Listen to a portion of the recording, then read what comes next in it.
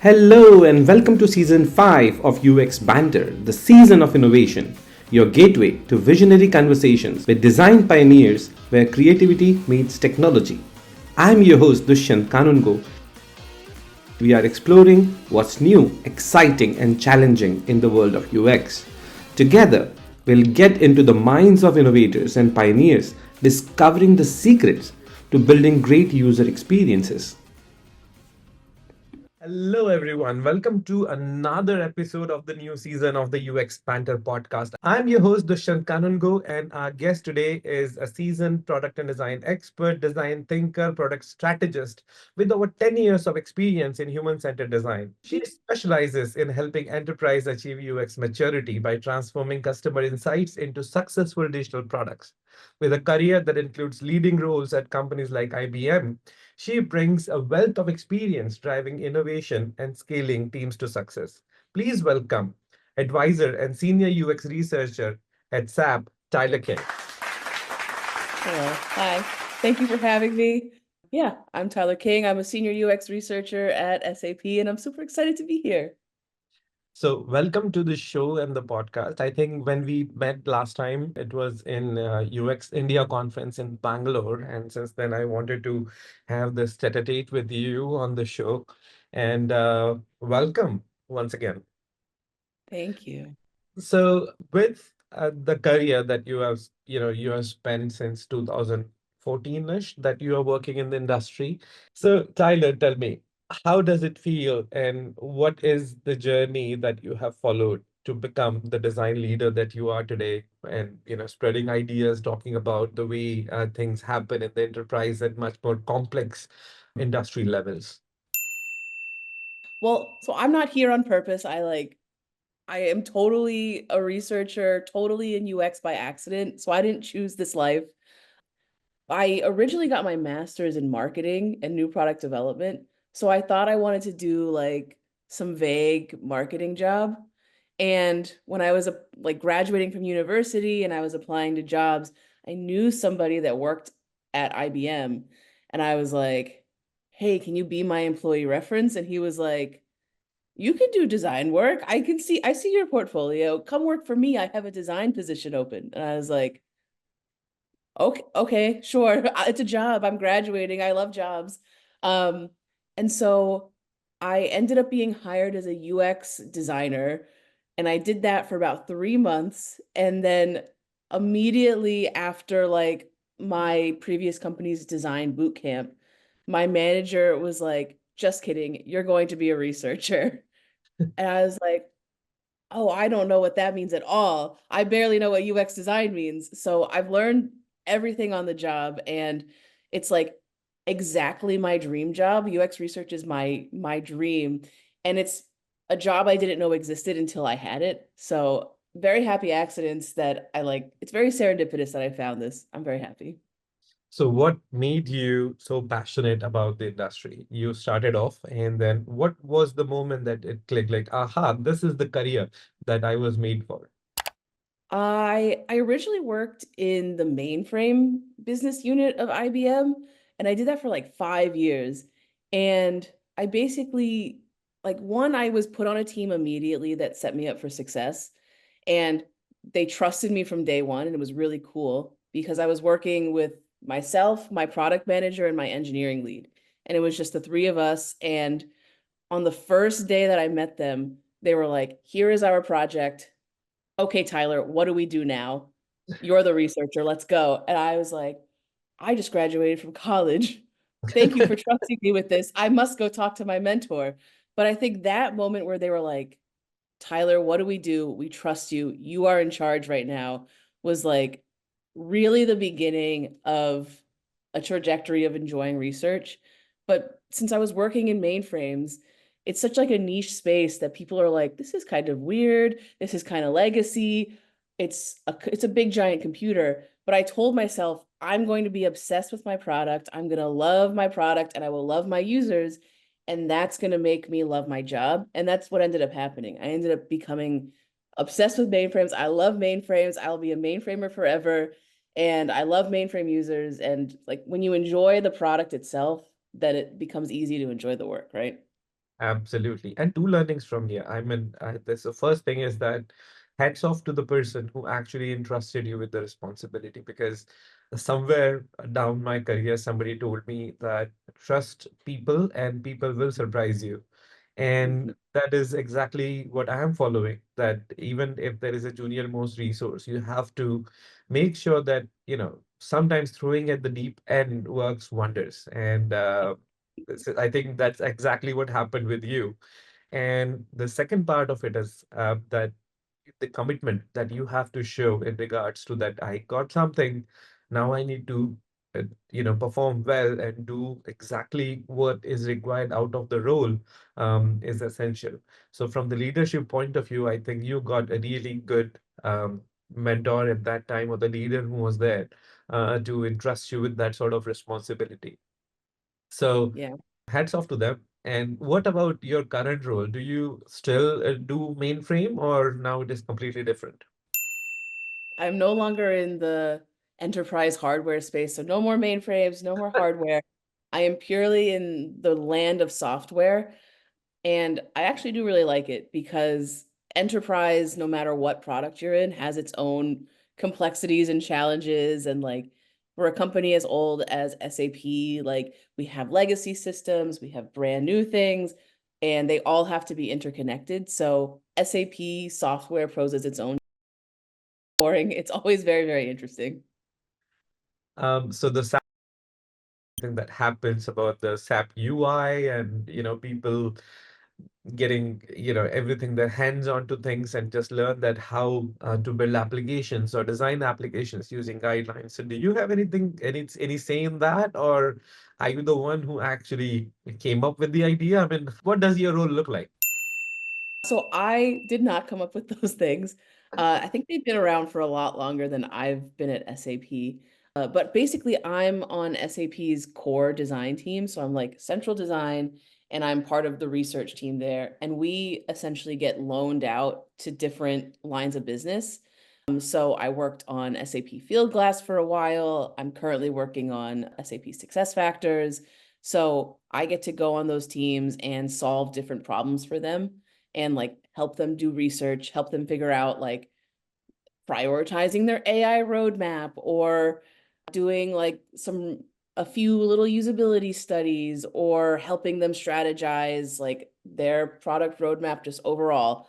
So I get to go and like put my hands into a lot of different products, but I try to keep it on the strategic level, more along the lines of like prioritization and roadmap work and like concept validation rather than usability studies.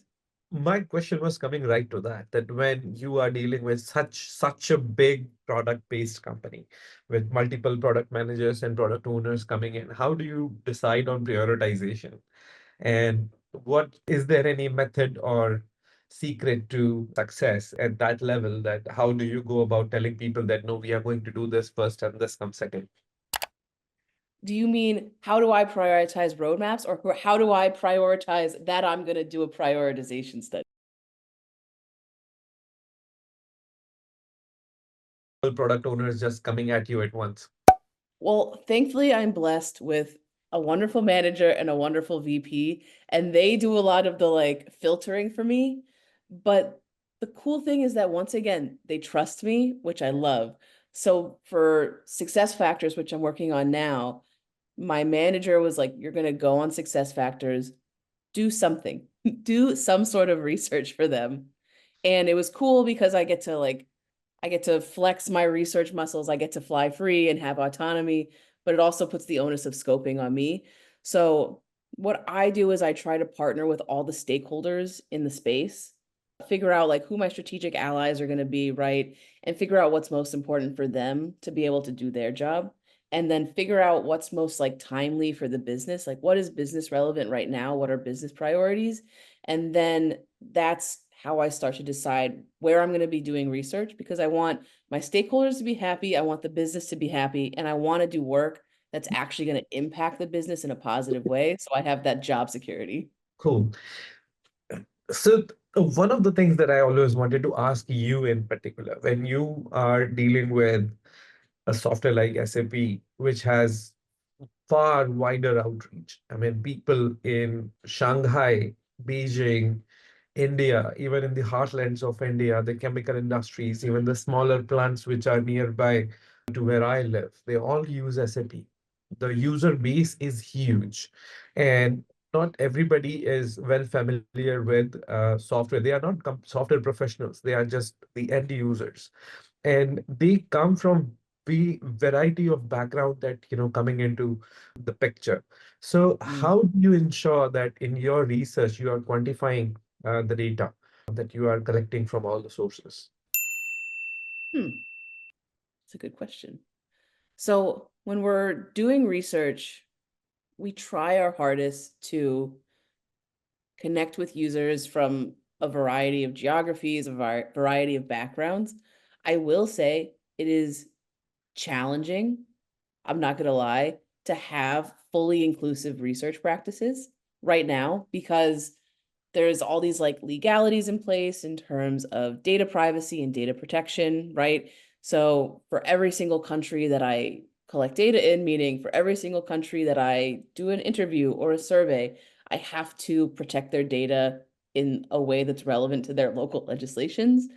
And the work that I'm doing right now, I'm not going to lie, is very biased towards North America, Latin America, and Europe because I'm more familiar with their data privacy and protection laws. But we have a large group of researchers in Shanghai. I'm actually working with one right now. So she's able to like do work in that area. I talked to when I was in Bangalore, I actually connected with other SAP researchers in Bangalore. So because we have that wide network, we're able to like lean on each other to collect data and like familiarize ourselves there. So, but that's 1,000% a really big challenge, right? I mean, think about it. If somebody's using Windows, they are everywhere. If somebody's Yep. using an iPhone or an Android as the phone, they are everywhere. So it is really difficult to cover such a vast user base to deliver something that is universal and acceptable and easy to use with across age groups as well. So I do understand the biggest challenges that you must be facing, but good luck with that. And just Thank you. teeing up the conversation, I'm going to ask you some rapid fire questions if you are ready. Oh no. Okay, I'm scared and I'm ready. Let's do it. So my notes are on the computer, so I need to go back to another screen to ask you, okay, who is your hero? Oh no. Okay. Oh no, I wasn't. Oh no, I didn't know. Who is my hero? Okay, so I have many heroes, but the first person that comes to mind is my previous mentor. I guess she can still be my mentor. Her name is Tina Tarquinio. She is awesome. I think she's a VP at IBM right now, and she's just like this ferocious woman in tech. She's playing hard in the enterprise hardware space, which is like already like challenging to be successful. It's like she's so ferocious and she's so wonderful and kind and she's so smart and like she's just awesome. So Tina Tarquinio, 10 out of 10. We love her. Amazing. So you're a morning or evening person, sunrise or sunsets? Evening, I have recently discovered I don't enjoy waking up in the morning and being forced to wake up. So let's go with sunset. Okay. Beaches or mountains? Beaches, but I don't like sand. Okay. Books or movies? Movies. Okay. Your favorite one? My favorite movie. I okay, so I'm gonna counter you and say I like shows more than I like movies, and my favorite show is Dark. It's like a German Yep. sci-fi series, really good. That is amazing. Book-wise, any recommendations on in Yes. design books? Yeah. Oh, design book. I okay, I'll give you a non-design book recommendation because I don't really read design books. I do most of my design reading online. But actual book, the Bartimaeus trilogy, 10 out of 10, really underrated, very good. All right. And I am reading this book right now. It's called Do Epic Shit. I've heard of that. Is it good? It looks good. It is. It's just, it's Ankur Warikoo. He is an Indian author. But yeah, so it's just day by day reminder of things that, do what you say, and just this sort of large print sentences just to affirm that what are you doing? What is the most epic shit that it's told you to do? People see your actions, not your words. And I think the another thing that it has said is that if you commit something, if you say something you will do it. Don't make sure that there are no follow-ups. I like The it. other person should not follow up. Yeah. Okay. So Uh, be dependable, be reliable. I love that. That's great. so that's that. Okay, window or aisle seat? Oh, aisle. Aisle. 1,000 aisle. Midnight snack. Oh no. There's like these melty chocolate circles that Hershey's makes. Very good. Food that you whip up anytime, whenever you are in kitchen, the first thing that you cook. I've been making a lot of salmon lately, like a Dijon dill salmon. So that it's very easy. So that's what I've been making. All right. And one last thing that I want to ask is that YouTube or Netflix? Netflix. And of Thousand. course, there is Dark that you are going to watch on repeat mode. I did like the other show that the creators made. I think it was 1913 or something. It was just not quite there. And every single time a new season of Dark came, I had to watch the previous season completely. Then you watch the second one.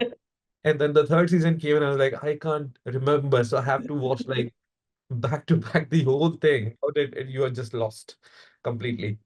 Yeah, All I right. had to make myself like a guide to the character. Like I made visual guides to all the characters because I was like, they all look the same. They're all like blonde people that look upset. So I had to make a face chart of who everybody was. Yeah. Funny things. All right. Coming back to things that you're working on, do you miss not being in the space of real B2C market? Of what? Sorry. B2C, as in creating mobile apps or websites or web applications and those fun stuff. Well, I mean, I'm not saying that yeah. you're not doing fun stuff, but it's very serious. So, Mm. I think the one of the funniest thing that we had to do was a bank's landing page. Of course, sounds boring, but then my designers were having a fight about that, which wireframe is better. And I was Mm. like, come on, guys, you want me to make a decision? Why can't we just put it to A/B testing and see what boils to the surface? And it turns out it was half and half. So we had to merge the two layouts to create the third one. And it was like the most fun I had because my team was fighting internally that and very passionately that no, this is the right of going up. There is nothing going to come out by banging the table. Let's ask the audience and see what they choose. Door one or door two. I love that. I mean, so I've always worked in B2B. I've never been in a B2C space. So like I don't like, I'm not upset that I'm in B2B, but I feel like a lot of newer designers in the enterprise space, they get a little sad at the beginning because B2B sounds and seems less like sexy and exciting compared to B2C. And like B2C, your stuff is in the news, you can use your stuff and like you see the impact like in like the broader public, but B2B has like really, really complex systems. And it's a really interesting space if you're into problem solving. And that's like why I gravitate towards B2B. And I think I'll be in B2B forever, maybe. Don't quote me, but I love the problems that are associated with B2B. So I'm happy in the B2B space. So I get to work with a variety of application and in the sizing, and I believe that enterprise UX is often most neglected side of designs because people think that people are getting paid to use the software, and it's always functionality over the software that is how it works. And with that, keeping in mind that always the budgetary restrictions and things that you can do and developers' choices that what they want to go with, the limited scope of user testing that comes with it. But I think those challenges make it a real space for innovation. Things that you can Mhm. do with enterprise, you may not be able to do as much in the B2C space because unless somebody is pouring in a lot of money and they are aligned with the vision that where they want to take the product, it becomes a rather difficult exercise to execute. But at the same time, I think being at an agency, I have this privilege of working in, well, all three spaces, working with agency related things that sometimes they are hilarious. Sometimes they get so difficult that you are not sure, because there are like five different sort of front ends that you are delivering in some mobile Mm. apps, some the web interfaces, some admin interfaces, and the dashboards that you're working. So it's combination of all that. So yeah, it's a fun outing out there. But I think enterprise is definitely something that takes the cake. And in the future, anybody who is looking for a stable, well, I think stability is bigger key in enterprise, isn't it? Rather than just Yeah. jumping around. So yeah, I completely understand that. It sounds a bit on the boring side, but when you feel the larger impact that you are making, then you feel like that you have made a change, because it's a long-term commitment for the overall project and the scope and the outcome. Yeah, I wouldn't say it's 1,000% boring. It's just less obviously fun when you look at it from the surface because like you see Netflix and you're like, "Ooh, I use Netflix. I understand like the impact because I use that." Whereas in the enterprise, the problems are challenging and like they're like less sexy. Like the interfaces aren't as like they're not as sexy as Netflix, right? But if like you're excited by problem solving and you're excited by complex challenges, enterprise, you will never be bored. It is so interesting all the time and like it's very there's always a different challenge to solve and it's very fun. I like it. All right. Anything in technology space that you are really excited about? Because everybody is talking about AI, and then I think in the last conference that I attended, I almost bled to death by hearing AI. Everybody was just going on and on and on about it. And Yeah. my perception was a bit different. I said, AI is like salt to food. You cannot just eat salt for food, as in, you know. Salt, salt. From a technology perspective, we're not there yet, but I think keeping an eye on the quantum space will be really interesting, especially again from the enterprise perspective. Like one thing that is a big consideration that enterprises have to take into account is like quantum safe and like being prepared from a security perspective for quantum because quantum computing is just crazy powerful and it's constantly adapting and learning and like if you're able to keep your data safe in the land of quantum whenever that like really hits and becomes fully mature, that's that's going to be a big thing. I'm 100% certain that the day is about to come, because I think Google just launched something last week There uh, we go. that was huge, and it was, I think, like 100 times more powerful than the biggest supercomputer out there. And Wow. so, yeah, so we are just hitting the benchmark. Any conferences that you are attending in the near future? I don't have anything on the list yet. If there's something cool that you think I should go to, let me know and I'll apply. Do you have anything cool coming up? Anywhere to eat?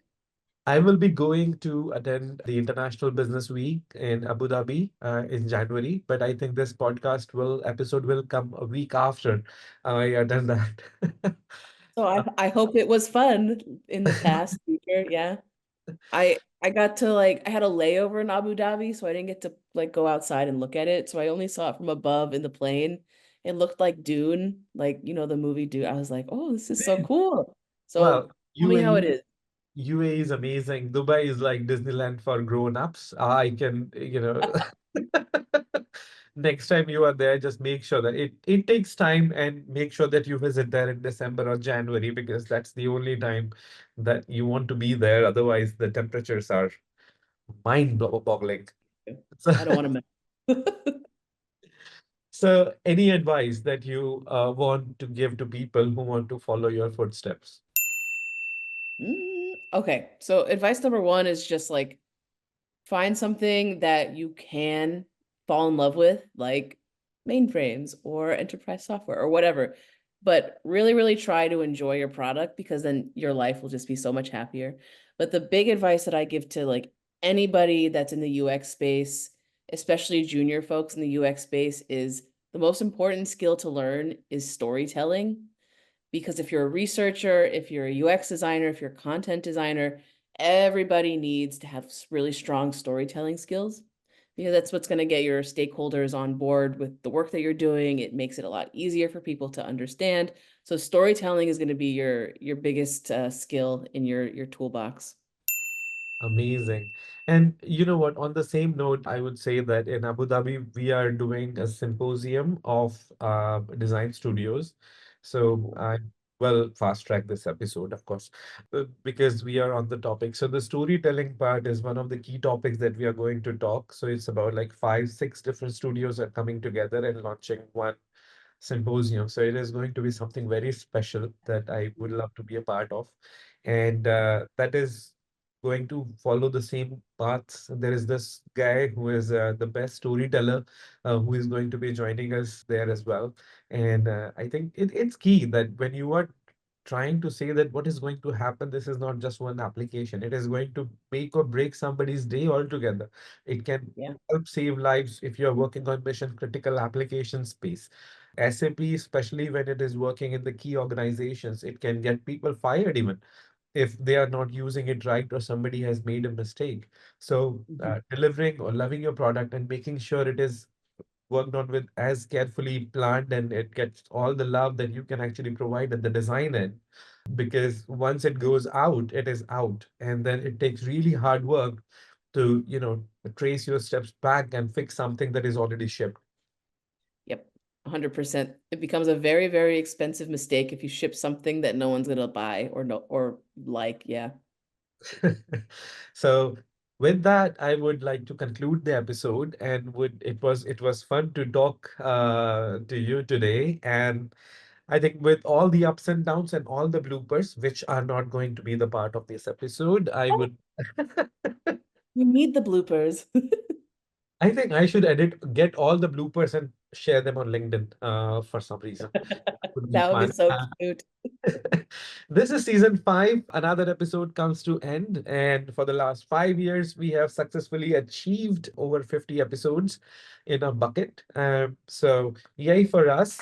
And thank you, Tyler, for joining us today. And guys, stay tuned for another episode next week with another design visionary and a leader, and we'll come back. So don't forget to follow, like, and subscribe.